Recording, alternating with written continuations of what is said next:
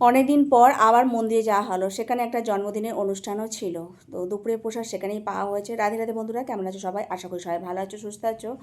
সকালবেলা একটুখানি খিচুড়ি করেছি, ডালিয়া আর ডাল, মুগের ডাল ভাজা ছিল, সেটাকে ভেজে মানে ধুয়ে নিয়েছি। ধুয়ে ডালিয়ার সাথে এখন খিচুড়ি করব। কিছু সবজিও বানিয়ে নিয়েছি, প্রেশার কুকারের মধ্যে করছি। শুকনো লঙ্কা, তেজপাতা, জিরে ফোড়ন দিয়ে সবজিটা একটু ভেজে নিচ্ছি। বেশি কিছু নয়, কুমড়ো, একটু আলু আর বেগুন দিয়েছিলাম, কাঁচা লঙ্কা চিড়ে দিয়েছি, একটু আদা ঘষে দিয়ে দেবো এর মধ্যে। ভাজা ভাজা হয়ে যাওয়ার পর তারপরে ডালটা ধোয়াটা সেটা দিয়ে দেবো এর মধ্যে, আর পরিমাণ মতো জল দিয়ে নামাবার সময় একটুখানি ঘি দিয়ে নামিয়ে নেবো। তো দেখো হয়ে গেছে ডালিয়াটা, বেশিক্ষণ সময় লাগে না, একটা সিটি দিয়ে নামিয়ে নিলে হয়ে যায়। ওপর থেকে একটু ঘি দিয়ে তারপর একটু পাঁপড়ও ভেজেছিলাম, ভগবানকে সেই দিয়ে সেবা দিয়েছি। আর খিচুড়ির উপর একটু ঘি দিয়েছিলাম আর শশা দিয়েছিলাম। তো ভোগ নিবেদন হয়ে গেছে, আজকে মন্দিরে যাওয়ার আছে। অনেক দিন পর আজকে আবার মন্দিরে যাচ্ছে। তো যাই হোক, এখন প্রসাদ পেয়ে তারপর রেডি হয়ে বেরিয়ে পড়বো। চলে এসেছি টালিগঞ্জ স্টেশনে।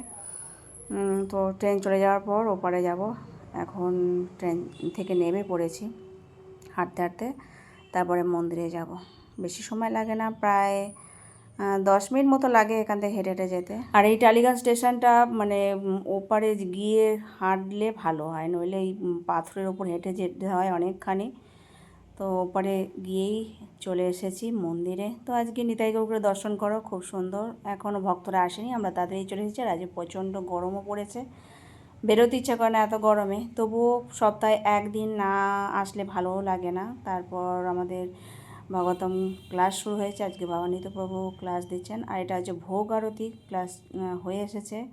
ভগবানকে ভোগ নিবেদন হয়েছিল, তারপর আরতি হচ্ছে। আজকে মন্দিরে একটা জন্মদিনের অনুষ্ঠানও ছিল, ওদের তরফ থেকে বৈষ্ণব সেবা। তা মন্দিরে একটা গিফট, রাধা মাধবের চিত্রপট ওকে দেওয়া হয়েছে, ছোট্ট বৈষ্ণবের আজকে জন্মদিন। তো কেক কাটা হচ্ছে।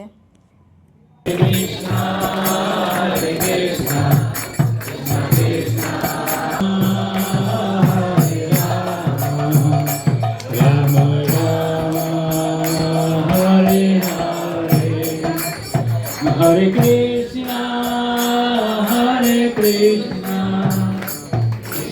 তারপরে প্রসাদ পেতে বসে পড়েছি। সবার প্রথমে লস্যি দেওয়া হয়েছে, এই গরমে ঠান্ডা ঠান্ডা লস্যিটাই ভালো লাগে। তারপর থালার মধ্যে অন্ন, আম দিয়ে ডাল হয়েছে, তারপর ঢ্যাঁড়সের ঝাল, আলু দিয়ে, সর্ষে বাটা দিয়ে খুব সুন্দর হয়েছিল।